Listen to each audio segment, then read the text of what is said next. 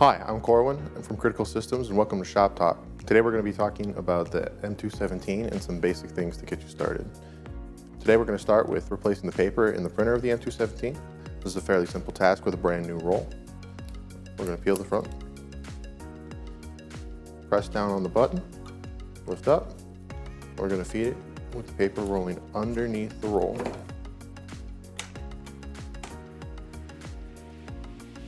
After the button stops blinking, you should be able to print. Next, we're going to talk about the Red Bull adapter. Our rental 217s come with an upgrade that allows you to use AMI 207 pendants with the M217. So it plugs into the COM port on this side. And then we simply plug in our 207 pendant. And we should get functionality to the system. Next, we're going to talk about time and date on an M217, which can be found in the top right-hand corner. If you find that your time is wrong and you need to adjust it, you can move down to the setup button, where you can change year, month, day, and hours.